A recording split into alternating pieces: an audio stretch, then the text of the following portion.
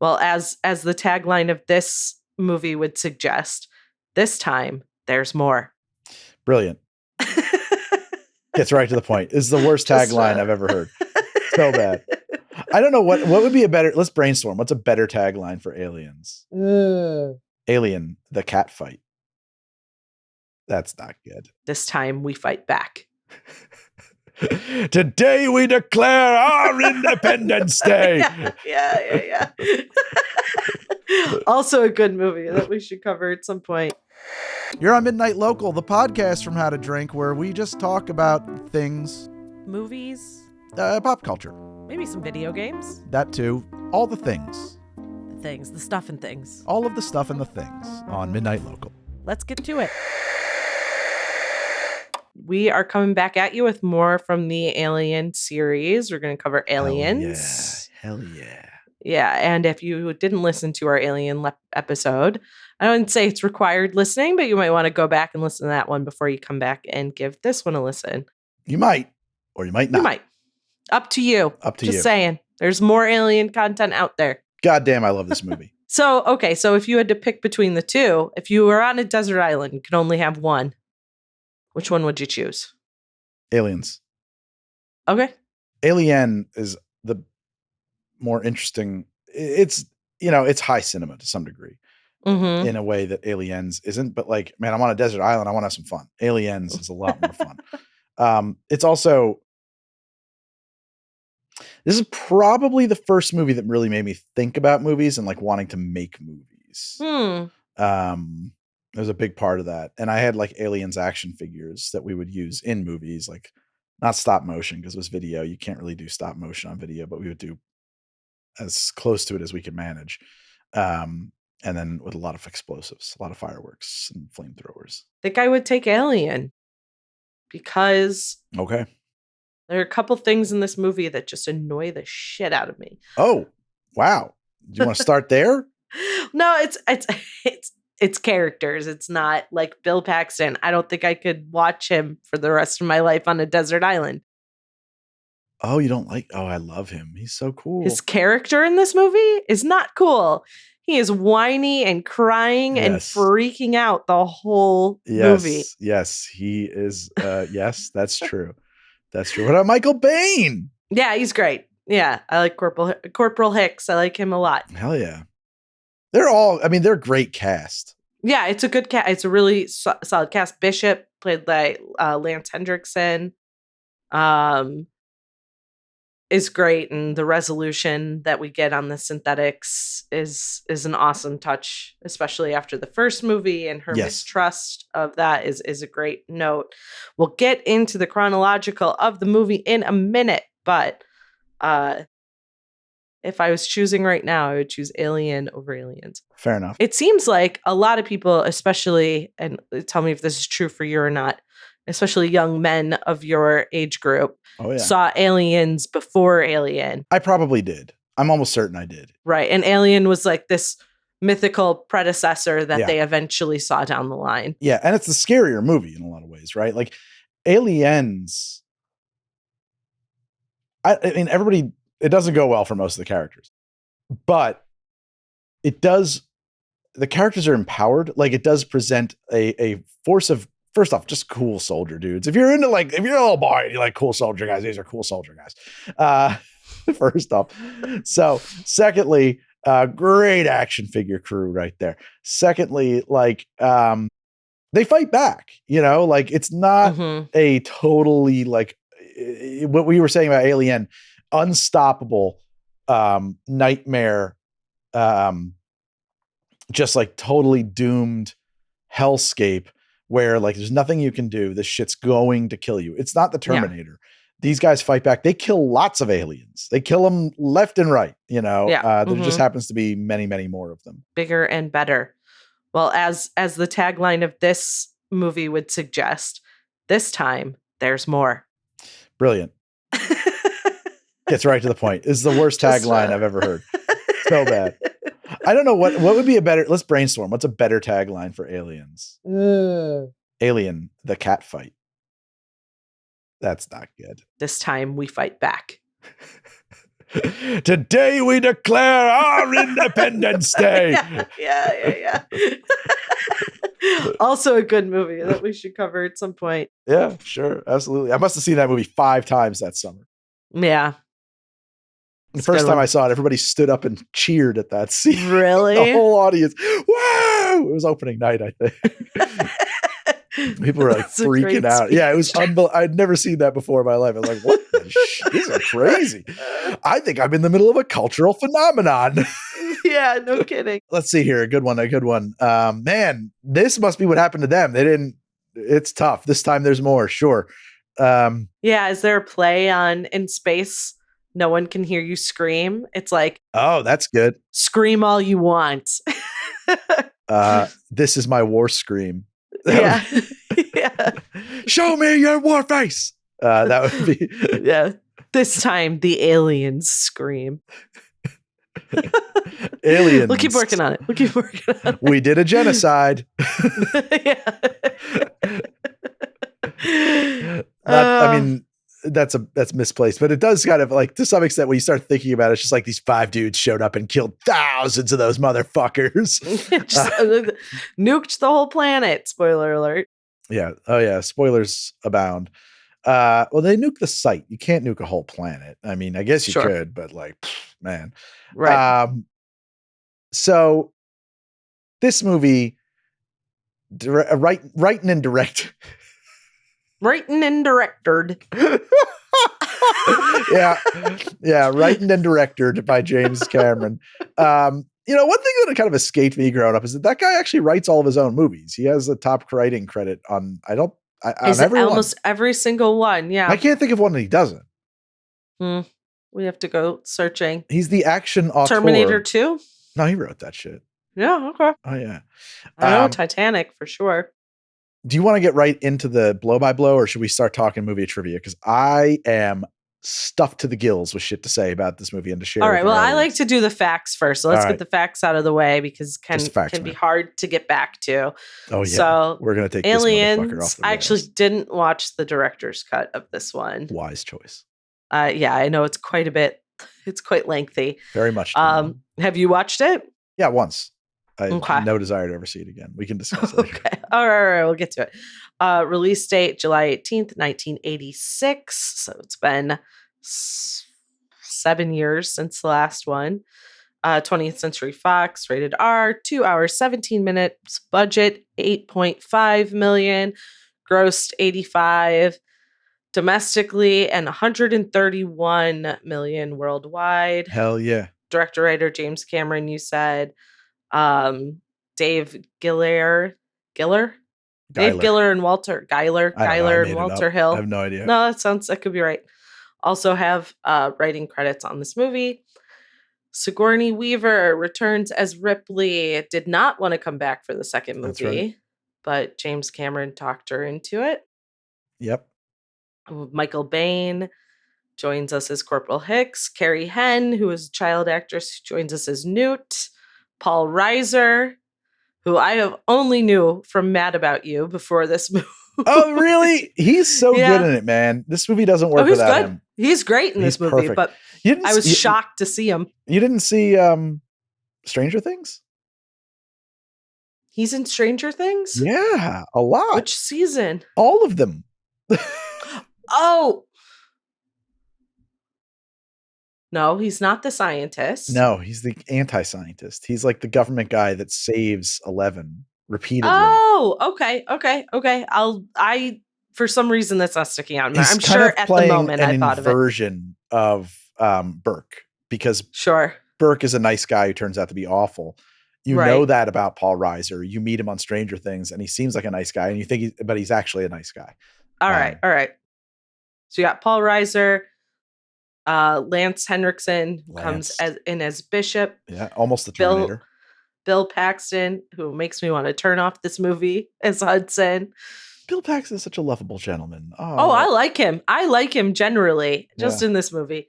William Hope as Gorman, and Janet Goldstein as Vasquez. There's other people in the movie. Could not do that casting today. Really? She's Irish. Oh. In brown face. Wow. I did not catch that. I've never heard anybody object to it. Because like I think she's fucking great at it, but like yeah, she has like a thick Irish accent. And Space Irish. She's such a badass too. Like at no point is she the butt of a. She is the exact opposite of a butt of a joke. They try and make one joke at her expense, and she throws it right back at him. He says exactly. He says, "Has anyone ever mistaken you for a man?" And she goes, "Has anyone ever mistaken you for a man?" It's great. It's even better than that. She just says, "No, you." Yeah, or something like that. Good. Yeah. It's oh my God. It is a great. Cameron loves tough ladies. He does. He makes them tough. He makes tough ladies. Because, Sarah Connor in the first Terminator, she's just surviving. Yeah. Yeah, but it ends in a way that you see that she is a different person by the end. Right. Of the film. But then her years in prison, she's been doing her pull-ups, and she comes out for Terminator 2 as a total badass. Well, the first Terminator does end with her in a Jeep, like driving into Mexico and armed to the teeth and like very clearly like ready to do some fucking shit. Somehow she gets arrested she's in an asylum. Yeah. Yeah. She winds up in an asylum. I think probably something with custody. I don't know. She's trying to raise the alarm that this is coming. And I think that they've picked her up because she's armed to the teeth, probably seems dangerous and unstable. Kind of an unfit mother situation, you know? Yeah. If Alien and Aliens back to back goes well, I would love to do Terminator 2. Hell yeah. Those are two of my favorite movies. Other movies I know a lot of facts about. Yeah. I love those movies so much. There's a shot in the interest of not Terminator, getting derailed. Or is it in Terminator? This is our last bit about Terminator that we're getting. No. I'm saving it for that episode. Yeah. Save it. Yeah. So then even Kate Winslet in Titanic. Badass. You don't think of her, but she's wanting to break free from the sort of cultural expectations laid at her feet. However, regardless of what she does or doesn't do, she never carries herself in that movie as being like submissive. Like never. She's tough. She's in a life in a world where she's despondent. She has a role to play. Points. Yeah, that's true too. Yeah, but like she's not weak. She's a tough lady. No, she's about to throw herself off the back of a ship in the middle of the Atlantic to avoid being. That's not so tough. I mean, she could have shot him. A debutante. Like she could have shot him and then thrown herself off. There's like a lot of things, you know what I'm saying? Like if you're gonna throw yourself off the Titanic anyway, there's a lot of things you can do on your way out the door. You know what I'm saying? Sure. So, but she toughed it out for the rest of her life, and her husband ended up killing himself. He did? Well, she never ends up marrying him, but that's his story. When he lost all his money in the Wall Street crash, he kills himself. Oh, him, Cal. Yeah. No, but she does marry somebody else. Yes, she does. There's a great read on it too that people point out that, like she says it like, I spent every day of the rest of my life thinking about that guy. Like that'd be a rough marriage to be in. I'm just saying, that's not tough to be that guy, you know? I think he made her who she was. He freed her from her. I don't know. She freed herself. No, anyway. Tough to be the dude who had to marry her after that. Oh, no, I understand. But I think she thought of him. She secretly got the most valuable diamond in the world. We got bills. She's not helping anybody else out in this family. You got grandkids. You just throw that shit off the whatever. They're doing fine. They do drive the point home, though, because in her afterlife, she doesnno go to her family and her husband. She returns to Leonardo DiCaprio on the ship. I was like, wait, was there a sequel? No, the final scene we see her reunited with. Oh, yeah. There's like all right, we can talk about Titanic, I guess, another day too. Let's stick to one James Cameron movie at a time.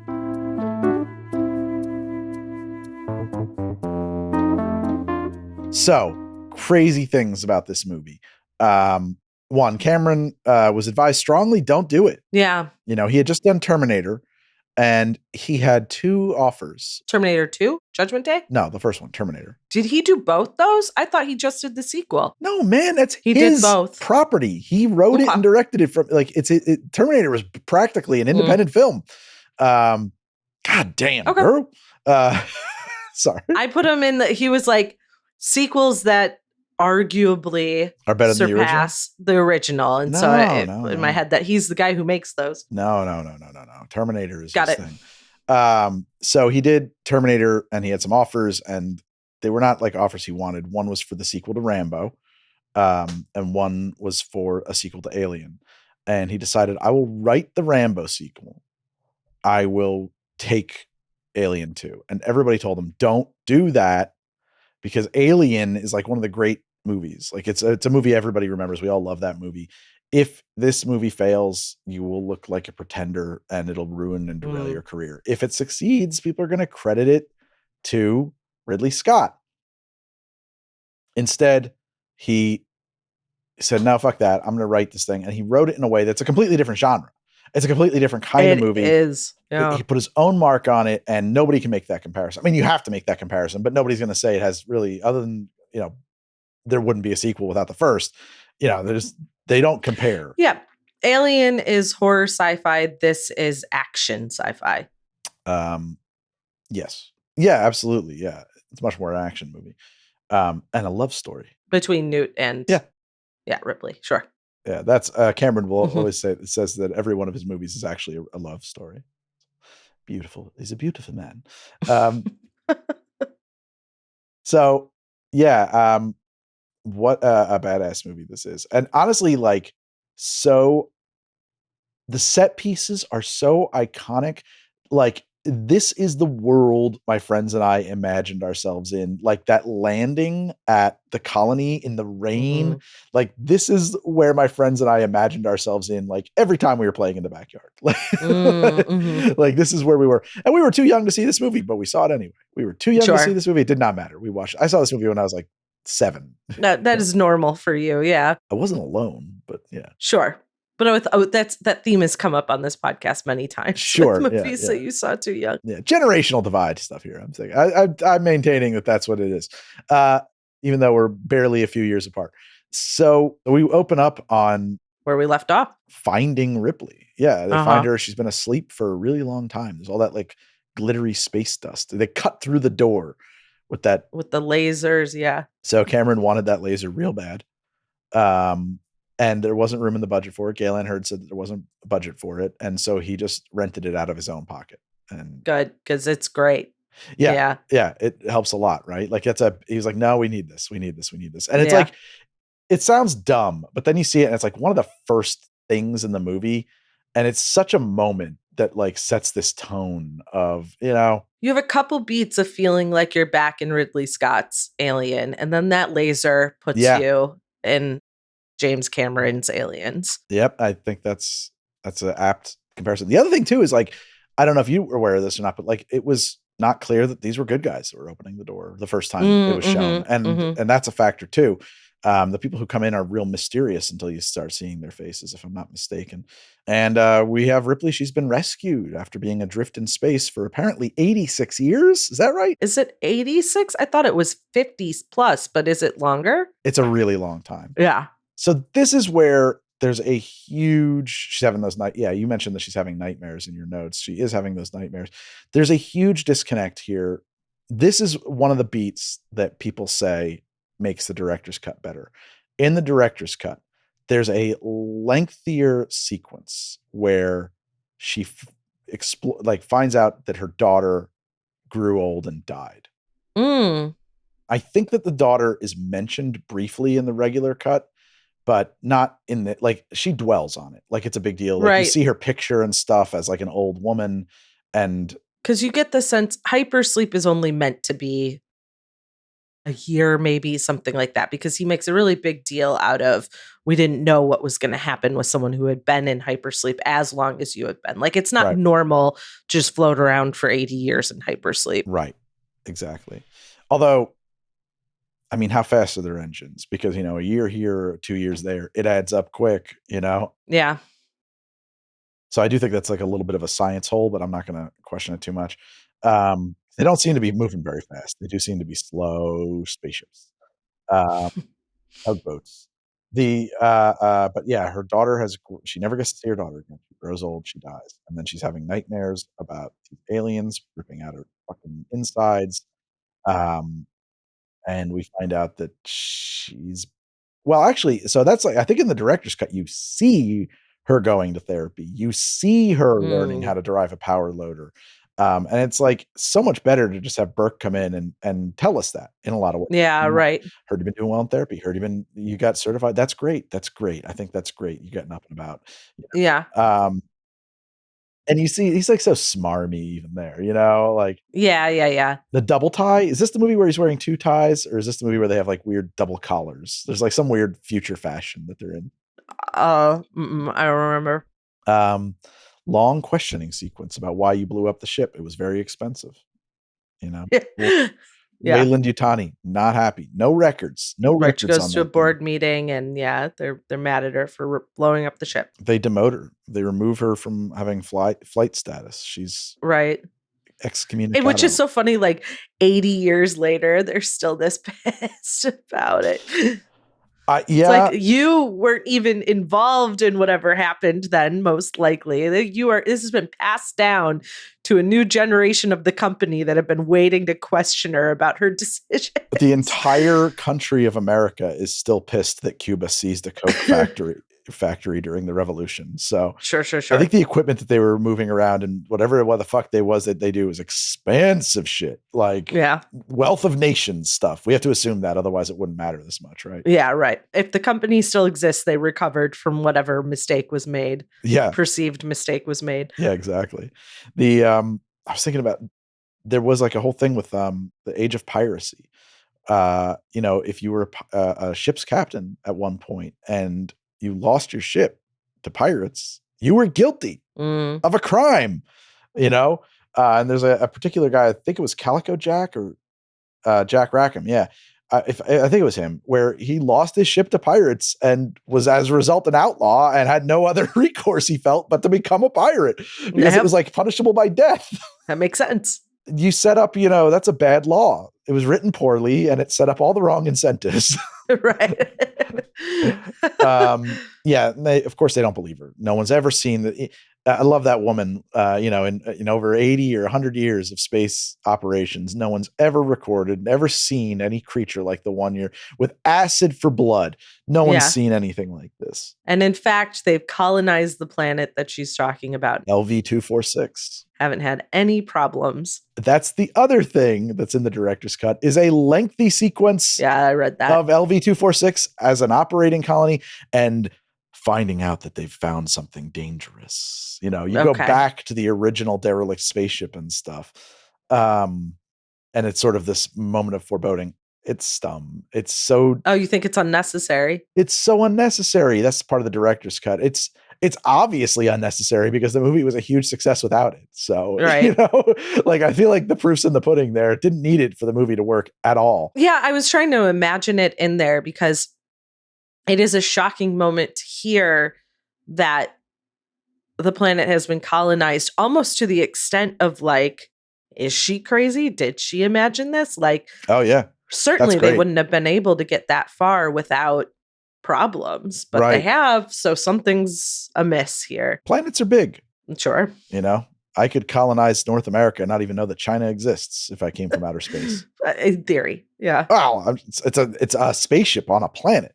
So over 80 years, it would be surprising that we don't know when they colonized it. It was sometime in the intervening 80 years. I think it was actually somewhat recent as well, is what the idea was. There's families living there, et cetera, et cetera.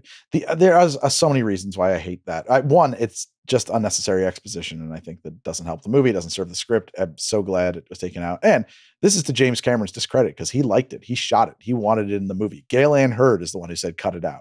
So he cut it back in. He made a director's cut with it. Well, I mean, I don't know if he stands by it or not. I mean, it was a good way to make more money on the project, right? So, sure. I mean, I've heard him say that it was obviously, I've heard him praise the theatrical cut. It doesn't mean that he likes it better than the director's cut. I don't know. But it was Gale Ann Hurd who figured out we can cut this movie, the entire second reel, this entire 20 minutes of movie can come out clean. That's 20 minutes is a big chunk of movie to be able to remove. I struggle sometimes to remove a minute and a half from an episode of How to Drink. If you can do that, yeah, you've overtold your story. Absolutely. Yeah. Yeah. Exactly. But, probably good. It was good work for him to figure out all that background stuff. Plus all this, you haven't even gotten to what you talk about loving so much about this movie, which is the military faction. And, that's what I love about real it. exciting. Well, you said if you're a kid who loves yeah. For a kid watching this movie, I think you probably tune out if you haven't gotten there yet. Yeah, it gets long. Or a then. teenager. That's a good point. And then they're going to go back. They ask her, listen, we lost contact with that colony. You're an expert on what you say is down there. We want you to go. I'm not going. But we're going to send you with a bunch of Marines. You're going to get to kill them all. Only if we can kill them all. Yeah. Right. And then he really lays into it.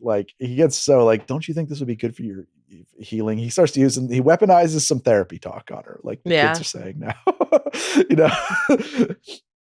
I just think that, you got to self-actualize and go down there and kill those things. Yeah. I was hearing some commentary being like, why would she have enough expertise? Why would they want her? Why would she be useful? She's not useful doing anything else. Well, yeah. And she's the only thing that's actually seen these creatures too. And is there a possibility that they don't mind if she maybe dies and they get rid of this problem? They definitely don't mind. Yeah. So I thought maybe that was more the motivation. They definitely don't mind. I mean, she even questions it. She's like, you have my notes. Go nuts, guys. So, I mean, it's not like the movie isn't self-aware about the absurdity of sending her back. Right. And she says, I'm not military. What do you need me for? Yeah. But they want to bring her as a consultant. I think it's more that they want to make sure that the person who has seen this impregnation process knows what to look for, sees it happen again. I think that was a factor there, because as we find out later in the film, the whole mission is actually about capturing one of these things and bringing them back. Yeah. Right. So we meet our military crew. Yep. They all wake up, get to play with their weapons. They're very cool weapons. The very iconic smart gun that the two gunners carry is a German machine gun from World War II, an MG42 on a Steadicam. Oh, that's all it is. Would never known that. Yeah, it's just a Steadicam operator. And James Cameron is one of the first people to really, other than the Steadicam was developed for The Shining, and Cameron was a huge proponent of its use. Actually, I'm trying to remember. I have a loose connection through a teacher of ours at SVA to his Steadicam operator, who operated on the Terminator, and their forward actually has always been the guy. But they must have just had them around and said, they must have been looking at that and said, it would be neat. Yeah. Put a gun on it. Two interesting tidbits about this scene and the military crew. I guess they were sent to some sort of training, the actors were, and they didn't send Sigourney Weaver, and a bunch of the actors were pissed about it because she was the star and she didn't have to go. But the reason for it was so that they could sort of bond, and she was kind of outside of the group. You know, another movie they say that exact same thing about? Saving Private Ryan. Oh, really? They say that about Saving Private Ryan, that they sent all of the cast, the soldiers, to boot camp except for Matt Damon, because he wanted them to hate Matt Damon. It's what we were talking about in the alien thing. These tricks, do they exist? Do they matter? Or are they just good stories afterwards? But one thing that is definitely true is they shot this scene last. It's one of the last things they shot. The waking up? Yeah, because they wanted them to have, because it's a scene where you see them all together sort of joking around, sort of locker room version. They want them to have a real rapport like that. Maybe right, so they could joke with each other. Exactly. Yeah. So that is true. They told all the actors who were playing the soldiers to go, the Marines, the Colonial Marines, to go and customize their kit as they see fit. And so that's why it's got all skulls and crosses on it. Yeah, that makes sense for sure. Adds to the feel of authenticity.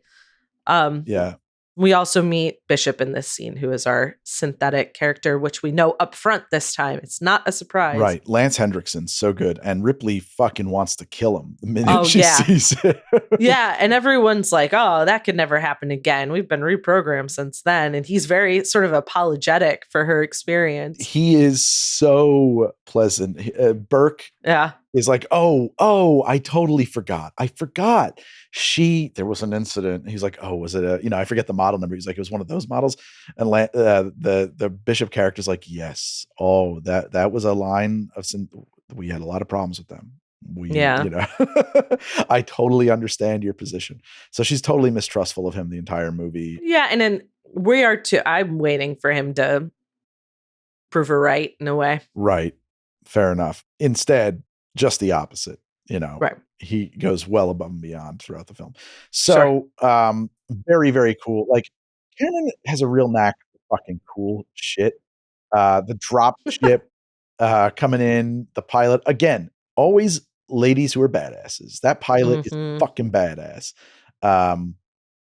And just, everything about that model. So the other thing, like, and I don't know when I was going to throw this in here, but like this movie's about Vietnam. Like and there's like a whole genre of like so many of these 80s action movies were about Vietnam. Yeah. This movie's about Vietnam. Rambo's obviously about Vietnam. It's literally about Vietnam. Lethal Weapon is about Vietnam. Commando is about Vietnam. Like it goes on and on and on. These movies are actually about Vietnam. Yeah. It's not even like hidden here. Like the dropship looks like a Huey. But also the crew does, I don't remember at what point, but if it's after they really know the danger of these things, but like, why should we care? Why are we going? Why does this colony matter? If they're wiped out, they're wiped out. Why do we need to do something about it? Yeah. Who are we here to help? These people don't even exist. Version of these people don't want our help. Right. And then, you always hear guys say we could have won in Vietnam, but like the rules said we, because of the rules of engagement, we didn't win. Oh, guys, we're going to need all of your ammunition. We can't be using live rounds in here. It's flamethrowers only. What the fuck are you talking about, man? Well, and then even then it's like the flamethrowers they're not allowed to use because they figure out that like the reason they had all gone underground is something's wrong. Something's like the heat is bad. Fire is bad at some point. I don't recall that. Is that right? No, they go underneath the reactor unit and they say we can't use guns. Flamethrowers only. It was established they couldn't use guns because of the acid. No. They don't care about that shit at all. They were worried. The flamethrowers were also taken away. They were worried about the ricochets and they use explosive rounds and stuff like that, damaging the reactor and causing a meltdown. They were unconcerned with the acid. They have 2 flamethrower units in the squad. Oh, I am versed on this shit. And so only 2 people are armed, except for Hicks, who brings a double-barreled shotgun for close encounters of his own, and secretly still has that ammunition. And then, so they don't have any guns. And then Vasquez and Drake reveal that they secretly kept the batteries for their smart guns. They don't unload their ammo. They pulled their batteries so they don't work. And then they open up fire. And that's when, you've got that moment where their Lieutenant Gorman is like, who's firing? Cease fire down there. And like, they're just like, they're up to their fucking knees in the shit, man. They're just like trying not to get killed. Right. And they're all still worried about like, what are the rules here? So, I mean, I don't know if that's true. I don't know if we could have won in Vietnam if we didn't obey the rules, but I know that was a sentiment that was going around at the time. And these rules are a little different. These rules are, if you do this, you will, we're trying to keep you alive. Kind of. If you do this, you will die. Yeah. But it also comes from Burke, who's trying to protect the equipment. Right. There's even like but she points it out. He's like, what's wrong? Right. We'll shoot. We'll do this. And then she points out that the real problem. Right. And then he's suddenly like, oh, no. Right. And has the guy confiscate all of their weapons. She is she's an expert on that stuff. That's her piece of, well, I think that I think they even say, when she says, how did you make it habitable? He's like, same shit you guys were using. It's a world reclamator machine or whatever it is. The reactors that make atmosphere, same stuff you guys were doing. It's the same technology. So I think that there's like something there where she's actually connected to understanding how that machine works. And if I'm not mistaken, on the Nostromo, she was the safety officer, I think. Is that what she was? Okay. I think Ripley was ship safety officer. Yeah. Which is why she's like, the hell no, I'm not letting you back on my goddamn spaceship. Exactly. And then later it's just like, why even have a ship safety officer? You're just gonna do what you want. Also, before that scene, we meet Newt, who is a child who's been hiding inside of the ship and staying alive on her own. Good to meet her cold. Oh my God. She's in the director's cut in Act 1. Okay. And so you just think she's dead. And then, oh, she's alive. So much better to not even expect her. So much better. No, yeah. Yeah. You think you're about to have your first encounter with a face hugger or some sort of alien, and it's not. It's this little girl. 99% of the time, show don't tell is better. Except for in a horror movie. Mm-hmm. You know, when you're trying to build tension, having a character tell you about this thing that is difficult to relate back. I don't know. It makes it, I think it makes it more threatening. Her and knowing about these creatures, because I think we've seen a few at that point. No, maybe not. I don't think so. I think you're scared. The noise is the first time you're about to have an encounter. I mean, it is showing as well, though. Like you're seeing her in the fucking, what is essentially a sewer or garbage chute. She's covered in filth. Who knows? Right. She's so dirty, young. Yeah. How long has she been living there in this, you know, the thing, everybody's dead. I have bad dreams inside of the head of this doll. Like, you know, oh my God, this poor kid.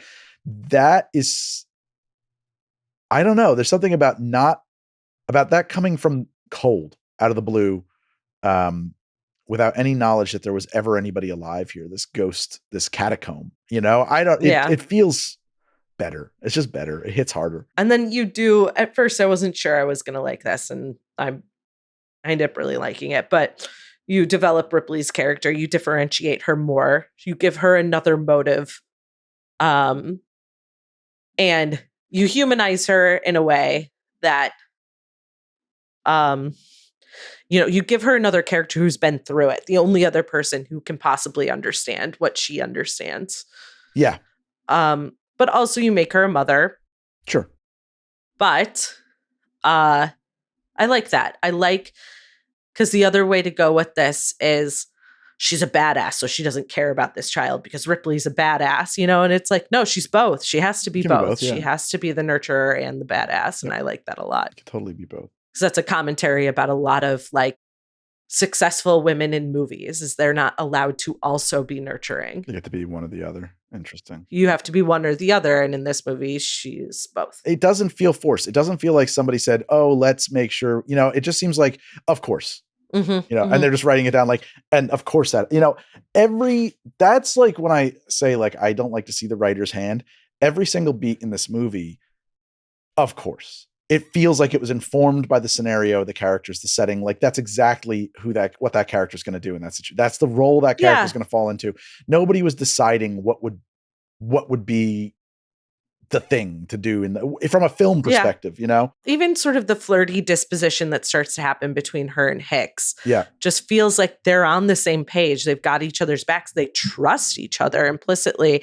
And then you've got Hudson, who is like spazzing out, and they're both just like this guy, and they bond. The flirty disposition between Hicks, though, I always read it as he's a teenage boy and she is the hot English teacher, and she's like not really sure how to like, okay. He's older though. Yeah, but she's, you know, 130. They're the same age. Yeah, okay.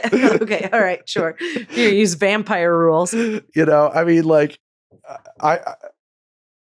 there is something kind of, but she doesn't have those years of wisdom. She's been asleep. There's something in her response to him, and I'm not going to be able to put my finger on it, that feels a little bit like, they still look, huh? All right. Didn't know I was still catching some glances. Cool. Yeah. You know, but it's also just like, for me, I like it because in intense situations, you can bond with someone you have respect and trust for. Speed. Oh, speed, 100%. Relationships built in intense situations seldom work out. Yeah. That's their whole thing. That's the end of the movie. We're going to try it anyway. Yeah. This goes back to multiple recordings ago, but I guess when Sandra Bullock turned down Trinity and then found out Keanu Reeves was going to play Neo, she was really bummed because she likes him a lot. And actually, I've heard her say in interviews that if of all of her love interests, if she ever like thought about dating anyone in real life, it would have been Keanu. Like, she likes him a lot. They have a good friendship. She also liked that motorcycle guy. Which guy? The West Coast Choppers guy. She was like in a long-term relationship with like this biker dude. Sure. Who I think kind of sucks. But anyway, the other reason too, from a career standpoint, boy, if you can like establish like a cinematic duo, sure, that's a power play. You know, it's another Reeves and Bullock pick. You know, we can make a lot of movies off the strength of that. Yeah, that was a big mistake. You She should have got been in there. Richard Gere and Julia Roberts have a couple. Only two, really, but Myrna Loy and William Powell. Like it's a tradition that goes way back. Yeah. So, yeah, I don't know. The flirting there never rises above. Which even makes it more believable. It's like, to your point, like it's natural. It's not forced. It's believable. You're not waiting for this big moment where they make out or go have sex in like one of the bunkers. Like it's not that. It's just very subtle, and I like it a lot. There's a moment, I think, if I'm not mistaken, where he like reaches around her to show her how to arm the grenade launcher. And it's a little bit of like the how to swing a golf club bit, you know? Sure. Like he kind of table gets bit, up behind. Yeah, exactly. And she kind of gives him a look of like, for real? He's like, no, wait, hold on a second.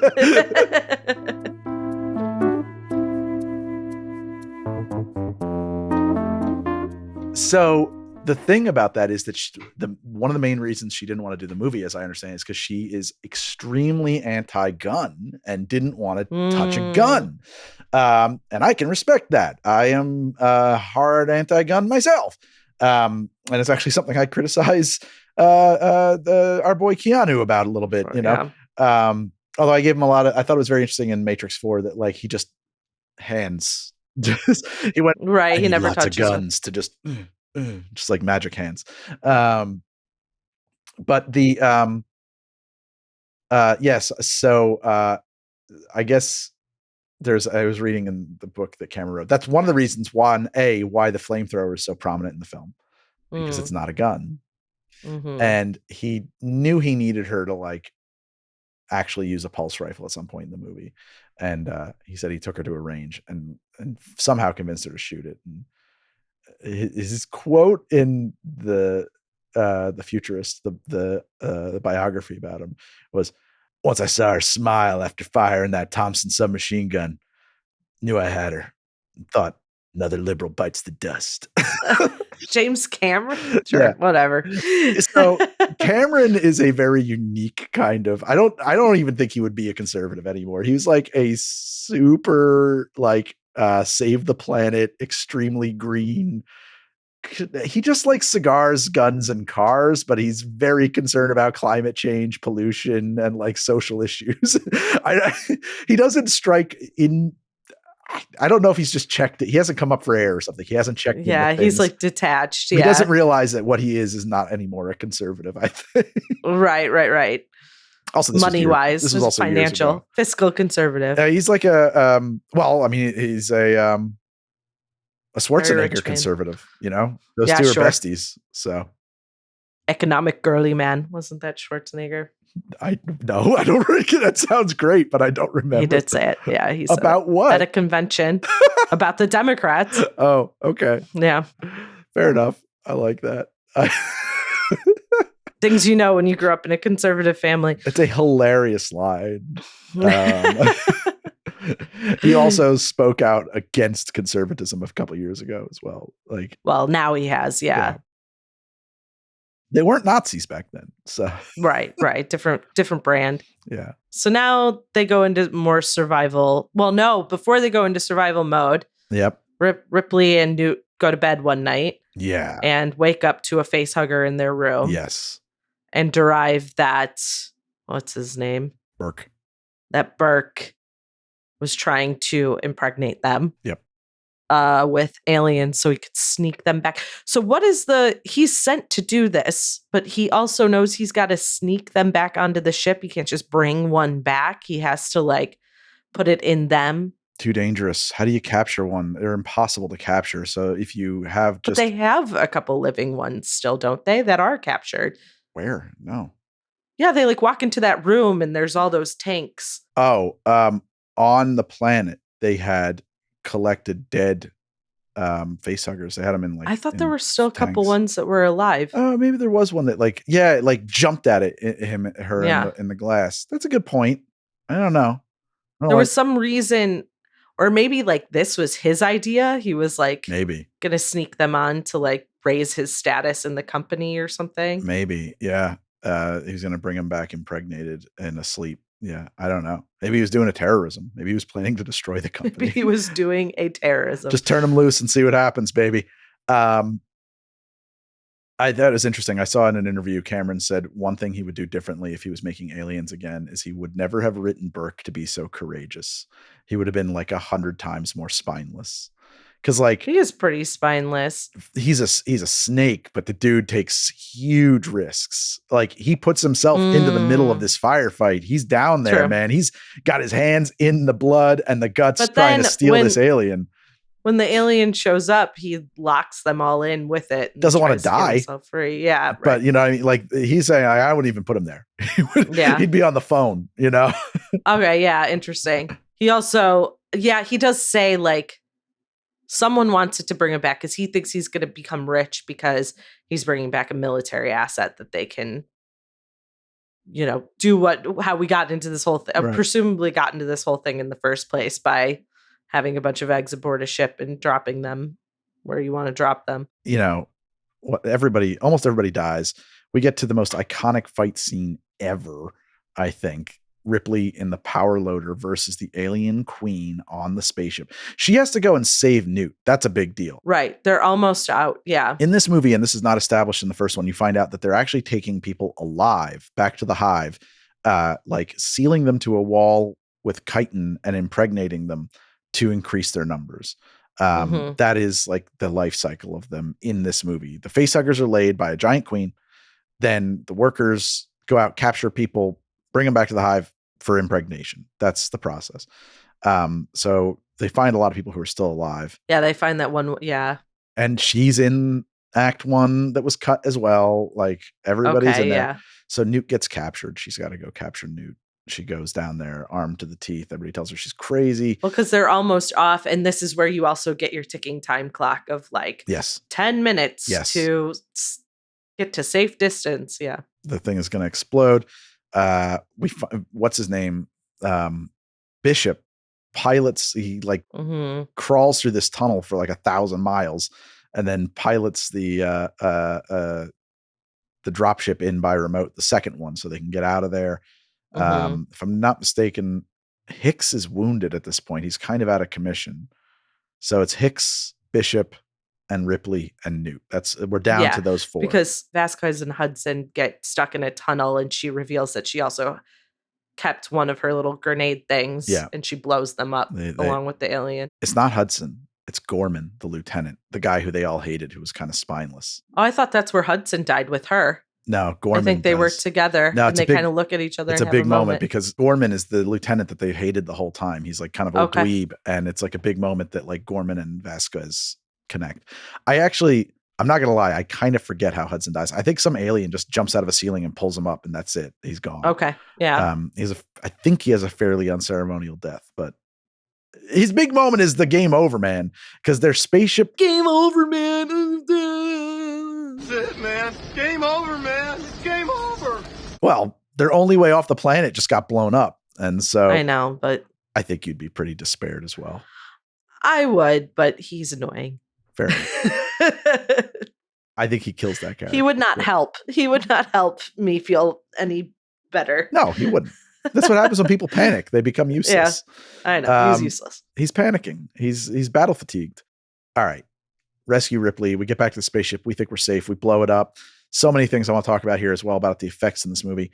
Boom. It's not over, man. We still got this alien on the spaceship with us. And right. Always get the power loader fight. Get away from her, you bitch. Oh my God. It's so badass. yeah. Get away from her, you bitch. It's so funny too, because she always said like, I look so powerful in that scene. But in reality, I'm like standing on this very large man's feet, like I'm dancing with dad, you know, and I just feel so tiny. I'm just a little girl in this thing. It's wild. Because like that's how they built it. It's like it's a dude. She's just like sitting on the lap of some guy, in like essentially. A suit, yeah. But what a great effect. And huge, awesome fight. Bishop pulls his weight. Sacrifices himself. Yeah, ripped in half. Although not dead. He's just ripped in half. No, yeah, he's a robot. Gonna be salvageable. Does he come back in the next movie? I think he actually says, "I'll never be salvageable. I'll never be full function. I'll never be top of the line." I forget what it is, but like he says something to the effect of like, never be the same again. I'll never be the same again. Yeah, like maybe I can do something, but they'll never put me all the way back together. But they do throw him into hypersleep. They do. They throw them all. They all get into hypersleep. And so, and that's how it ends. It ends the same way the last one did, with them in hypersleep leaving. Yep. And who knows where from there? Well, we do know, because Alien 3 came out, and the opening of that movie was such a fucking betrayal. Oh no. Yeah, you don't speak highly of that movie Nobody ever. does. Nobody does. It's terrible, huh? I mean, I liked it when it came out because it was an alien movie and I thought it had some cool ideas in it, but I was also pretty young and not thinking. I'm very uncritical about things that I thought I was going to like. I thought it was pretty incredible that Sigourney Weaver was nominated for Best Actress. I didn't know that, but that is incredible. Yeah. That's fantastic. I mean, it's a sci-fi. Yeah. It's action and it's a sequel. Yep. I think that's pretty phenomenal. Yep. Yeah. Best actor, best actress now is solidly in the realm of a genre of movie I would call Oscar bait. This is like a real movie. This is a regular movie. Just a movie. Yeah. I think we'd do so much better with awards if we actually cared about different types of movies. I agree. I totally agree. Can we talk about some production stuff? Because holy sure, dooly. Yeah, please. So they shot this in England at Pinewood Studios, which is the same place that they shot Alien. This crew is attached to the studio. Like, that's how it works. It's not like you put together a crew and then load them into a soundstage at, Soundstage 7 at Warner Brothers. Soundstage 7 has the Soundstage 7 crew. So it's like the same people who worked on Alien now working for this American director. Terminator hasn't even come out in England yet, so they have no fucking clue who he is. And he's like a psycho. He works like a maniac. He doesn't believe in sleep. He's out of his fucking mind. They have like a very kind of specific way they like to work over there. He didn't get to pick his assistant director. It came with the studio, like all of this stuff. So there was a lot of contention here. And the assistant director, definitely was fomenting a mutiny. And actually did mutiny. He walked off and took the crew with him. Cameron had to lock the doors, and like, it sounds to me in all these accounts like it might have turned into a fist fight. Like, it was pretty serious. Yeah. Cameron didn't understand that like tea time was lunch. He just thought like, this is some stupid ass shit that Brits do. He didn't realize like that is their lunch break. And so he was like, what do you need? We need teas and cakes now. What the shit is this? Well, and they've always had a different shooting culture over there. Yeah. Now I hear people always be like, they will just put down their equipment and leave at a certain point. Oh yeah. Which is shocking to American producers, but it's like, that's how it should be everywhere. Yeah, exactly. I mean, that's kind of what the union, I would imagine that does happen on a union job, but I don't know. I mean, or it can happen at least. No, because they just get paid overtime here. Well, so they'll stay because they're getting time and a half and then double time. That's fine. As long as you're getting that. I mean, I've been on gigs where like, hey, there is no overtime. Keep working anyway. Whoa. Fine until it's every day. That's and the money becomes useless because you have no life. Yeah. What am I going to do with this fucking cash? Right. And you think like, well, I'll take some downtime. No, you won't. You're going to take that next job because you need to stay working so that you stay connected and get called for the next job. It sucks. So big mutiny. Cameron won them over. They figured it out. They got a way to work. They worked through it. He had a huge budget for effects, and they're sending dailies back to Fox. They're sending dailies back to Fox, and they're freaking out because they're not seeing any of these effects shots that they're paying for. And he was baffled. He was like, what do you mean? You're seeing them? They're all over they were so good. I mean, a lot of them are done in camera that you don't even see them. The one that he cites as being the one he pointed out is like when there's that pan up, you see the Marines walking away and it pans up and you see like all of this, like the whole thing's been taken over by like alien chitin, it's like a hive that's grown over it. That chitin thing, the roof that they're looking at is like 18 or 36 inches long, and it's real close to the camera, and they're way far away. And when we pan up, it just lines up, and they're they know their eye lines to look in the right spot. And you've got somebody in the foreground matching their flashlights with the little local. It's like old school forced perspective filmmaking. Yeah. All done in camera. That's very cool. Yeah. And a lot of it was, right. And there's a little bit of compositing in it. And it's not very good, where it is actually, I'm going to stand back. There's not a lot of compositing in it. There's something else. So, and I know this from reading his book as well. I just remembered this. Front screen projection. Front screen projection was, so you've heard of rear screen projection, where you have your actors standing in front of a screen and they've got a camera that's synchronized to the camera you're filming with that projects an image up onto the back of that screen.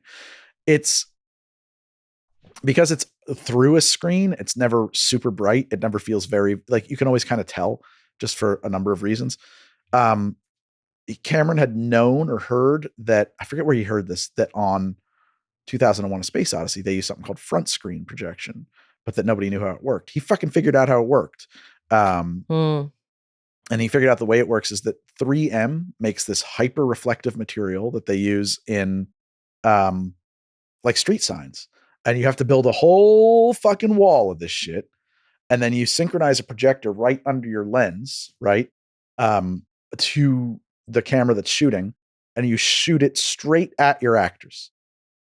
So as long as it's lined up, there is no shadow, because if the way perspective works, you don't see the shadow. And because of exposure levels, the stuff that's you're exposing for what's reflecting back and the lights that's on your face, the projected image that falls onto your actor's face is way outside of your exposure value range. So it's just invisible. It doesn't actually exist. And so that's how he was doing a lot of those composite shots. A key one is when like all the stuff's exploding behind her on the elevator as they're trying to get out of there. They did obviously tons and tons and tons of model work. You'd be surprised to know how much of that stuff is not like tiny models, but like models that are like, a 20-foot model or something like that. The crazy tank thing that they drive around in is it's like this super heavy vehicle for towing airplanes around at an airport, like for towing 747s. And like, there's no room inside of it anywhere. There's just the driver's seat and like 40,000 pounds of lead or something like that. But it's such a cool look with those giant wheels on the sides of it. I love it. Right. Yeah. Well, a couple of things in this movie really reminded me of like Avatar. He really took them to the next level in Avatar.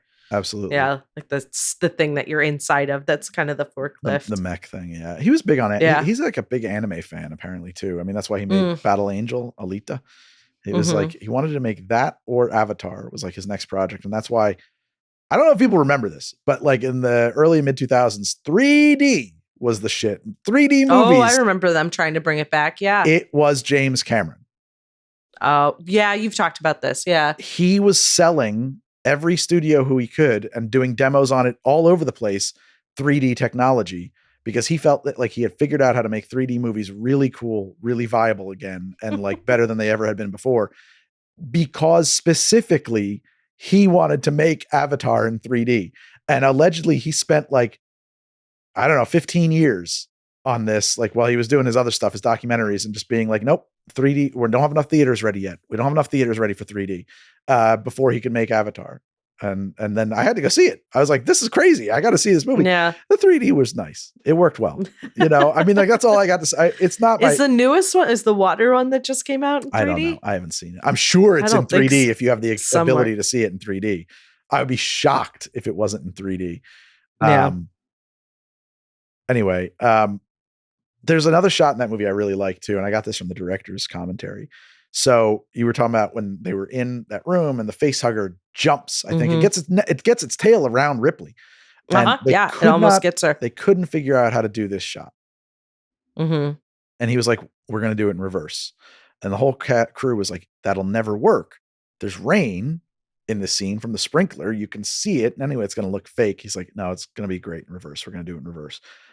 He's like, "You should move this shot, that shot, and then reverse." He's like a big advocate of, he's like a hardcore, everybody is now, but at the time his level of storyboarding was a little bit beyond the norm.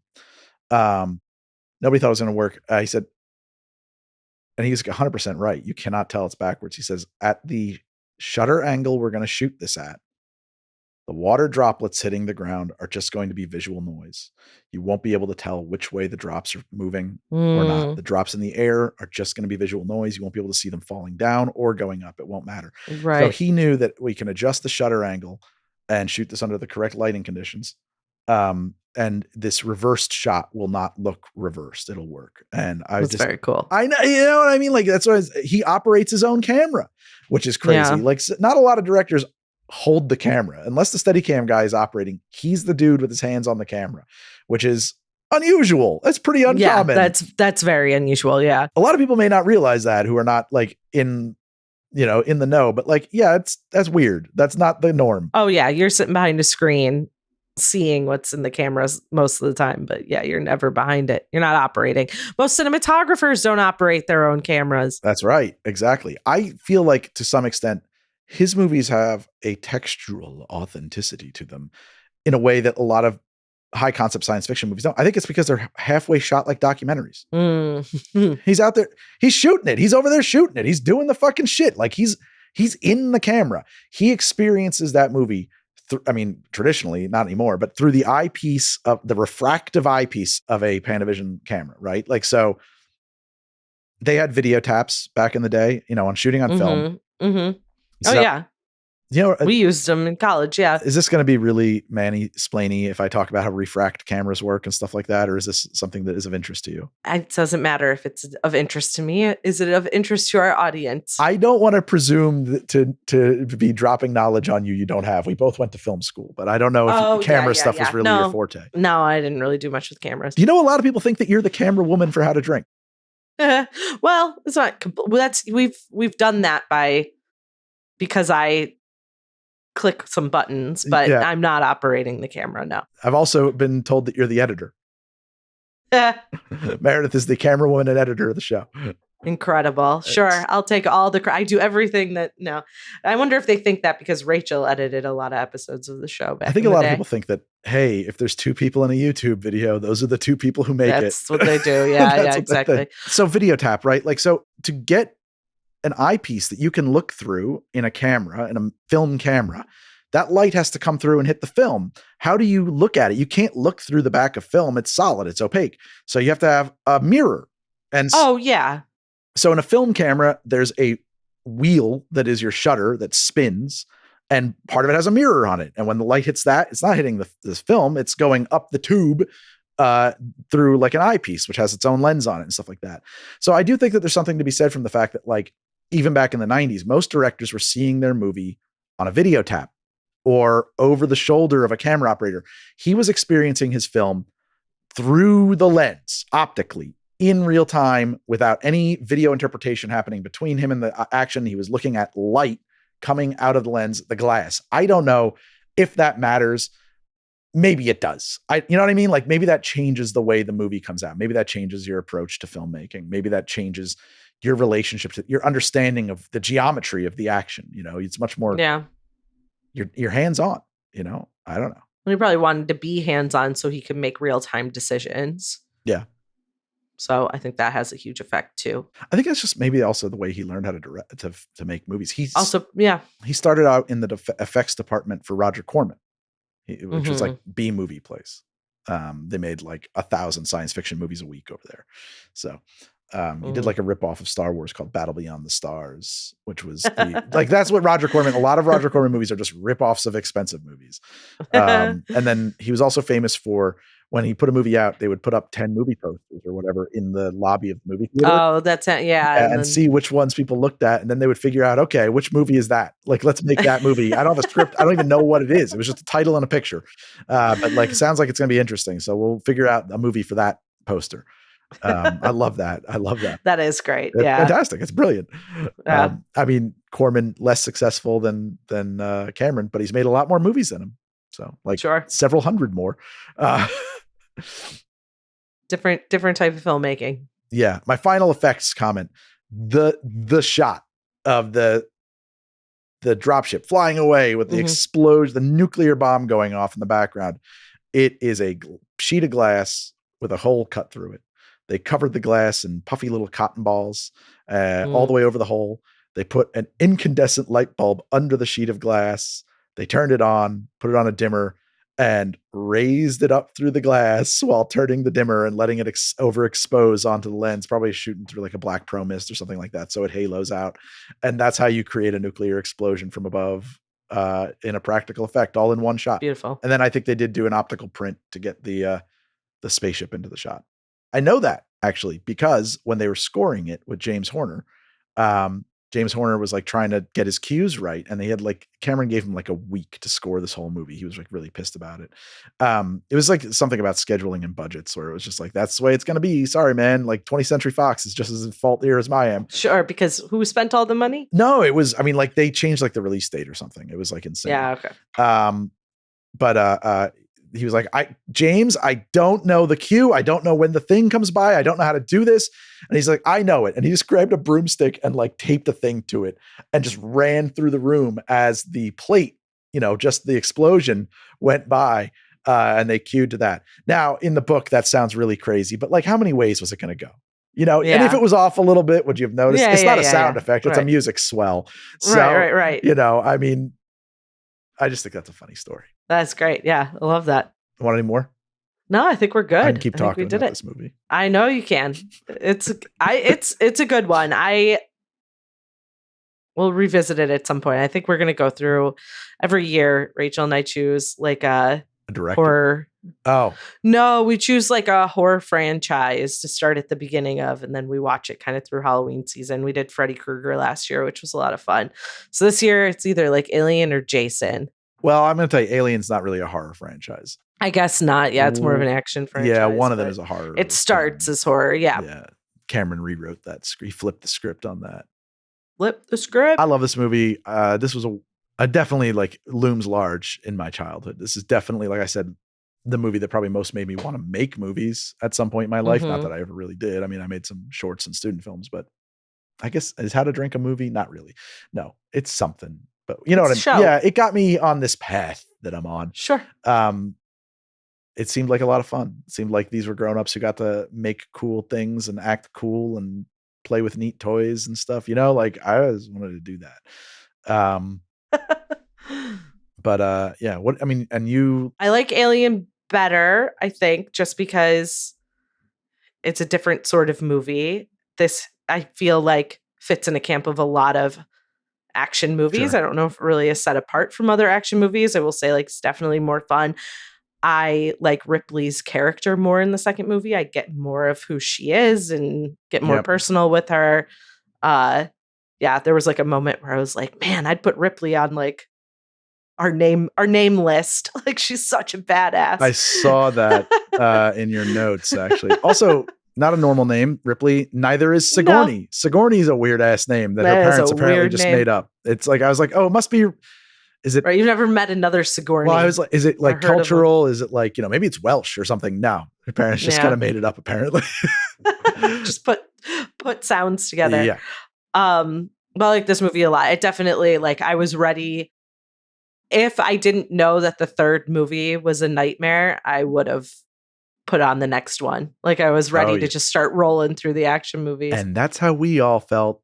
We were so excited when that third one came out. And I don't want to, I don't know, should I spoil how it opens or do you want to do it for the pod? For the pod, go ahead. You can say how it opens.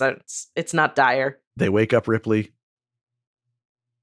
A facehugger apparently was on the ship and it killed somehow. Like I think it like bled acid through the pods or whatever. So Newt and Hicks's pods were compromised and like they've just been decomposed to dust. They're like dead for hundreds of years. Bishop is after all of that. Exactly. It's like, and like you're so excited let down for more Hicks. Like he's so cool, man. Michael Bayton is so cool in those movies back. Oh, he's so cool. You just wanted to be Hicks. Just recast Newt. We all understand. It's fine. No, it's not the movie he wanted to make. Fincher wanted him dead. And Bishop does come back, but like as a torso. So. Yeah.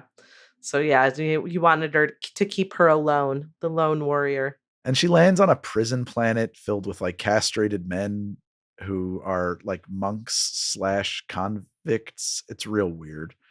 It's like there's a lot of weird religious overtones and they like smelt lead or something. They have like a foundry. I don't know.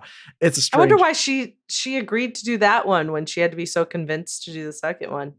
Well, I don't think money. First, one, I don't think there's a gun in it. Two, I think that like no, I won't do that job is really cool when you're young. And then you realize, why am I so precious about this? Like they want me to make it, there's something to be said for other people get to work. Every time an actor digs their heels in and won't do the movie, if the movie doesn't get made, that's a lot of people who go out of work. Yeah, all those crew people don't get the gig, Well, that ended up being sort of how Keanu felt about Matrix 4. I have heard is like, well, it's jobs for people. So I'm not going to, as long as you bring the crew members back, I'm in. Yeah, exactly. Like sure. Yeah. Just making everybody else's life worse. Anyway, this has been Midnight Local. Yep. Thank you to Annie Villalobos, our producer. Thank you. I'm sorry. My brain, I just blew a fuse. I don't know what happened. And to Heather Vaughn, who did the artwork that you see on YouTube, our thumbnails and our icon on where you get your podcasts. And to Studio 71, our partner in the whole thing. Thank you to all of them. They're all such lovely people. Yes. Thank you. And I don't know. I don't have any funny quip to say about Epidemic Sound. Just we use your music. We do that. And we pay you. You're welcome.